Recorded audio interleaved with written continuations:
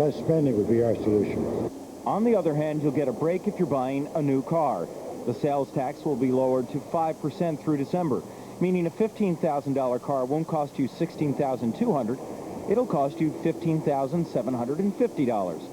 Other key points to the plan: repeal of the capital gains tax exemption, a tax on expensive mortgages, no profit organizations will pay a tax on some income, and a half a dozen other new taxes. The result, the legislature hopes, is a collection of taxes that will raise more than $800 million and balance the budget. One important point to remember: even under the income tax plan, the sales tax would have been expanded to most of these items, just at a lower rate, 6% under the last income tax bill. So it looks like no matter what plan is chosen, you will likely pay a sales tax on many of these items. Okay, Jim, thanks for that breakdown.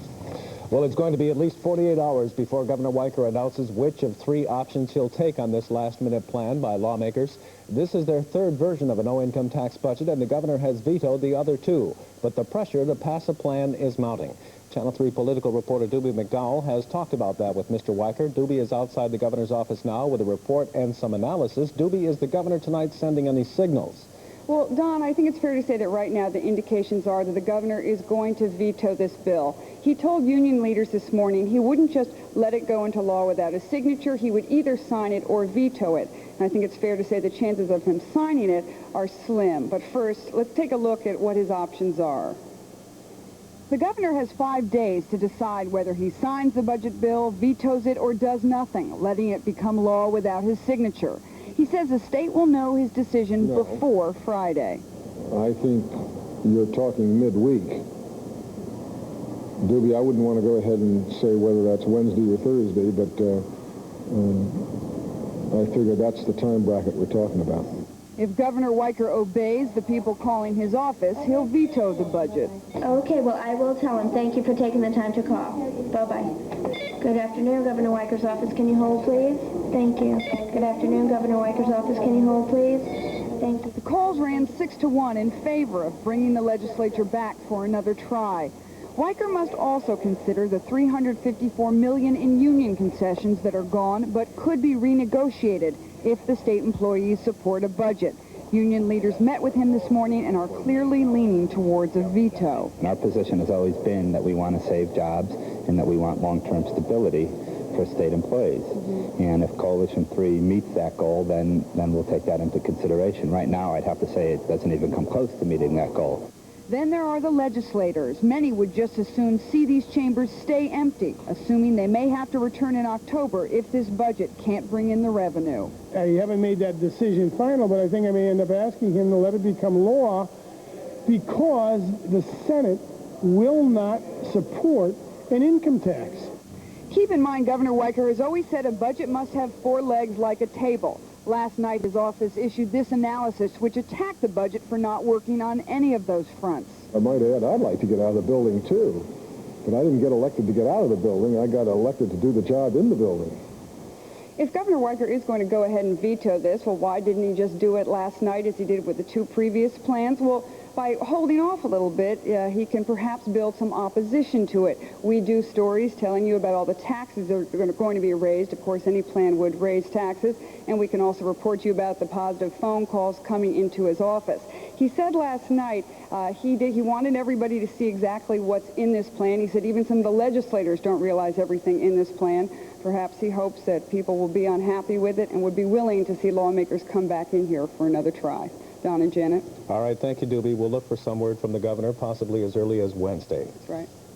Well, another last-minute try at a workable budget. And Connecticut residents say they're fed up with the whole budget merry-go-round. After months of watching the shenanigans in Hartford, many folks say they just want the whole crisis to go away. Channel 3's Allison Schaefer tells us what they're saying across the state. You get late on your taxes, these guys will come to your house and shut you down. James McDonald cuts hair while he trims the legislature. Hardly anyone at Mac's Barbershop actually likes the new sales tax-based budget. People should pay taxes. If you're earning it, you should pay. But, hey, there's a limit. Sitting in the dappled sunshine at an outdoor cafe, these businessmen talk taxes in between sips of coffee. This tax package that I read about in the paper this morning is really shocking it to the poor again. And I personally think that the answer is a broader-based indexed income tax.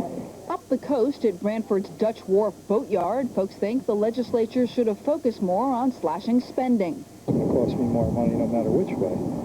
So I don't like any of them. I would rather see it cut spending drastically, as far as I'm concerned.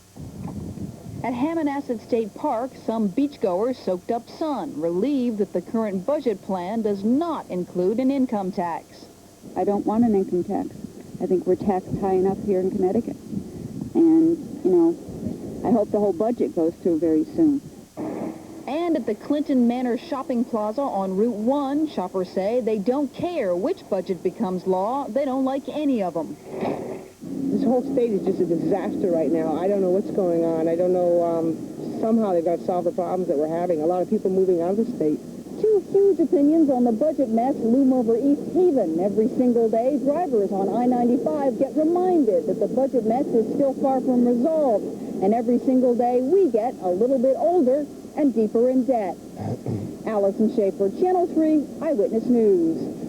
Briefly recapping, with Connecticut now the only state in the nation without a budget for the new fiscal year, Governor Weicker is telling Eyewitness News he'll take at least a couple of more days to examine this third version of a no-income tax plan to be sure it can do the job of erasing a multi-billion-dollar deficit.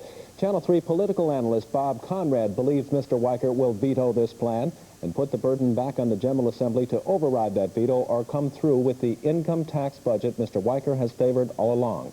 We'll have more from Bob Conrad coming up on the Night Beat at 11. Janet? And coming up next on Eyewitness News at 6, jury deliberations continuing in the Patriarchate crime family trial. And a story tonight of two men accused in the burglary of a Haddam gun shop. They're also implicated in a 4th of July incident at Wadsworth Falls State Park. Also ahead, a brand new multi-million-dollar tennis stadium gets ready to make its debut in the Volvo International. I'm Odetta Rogers in New Haven. I'll have that story coming up.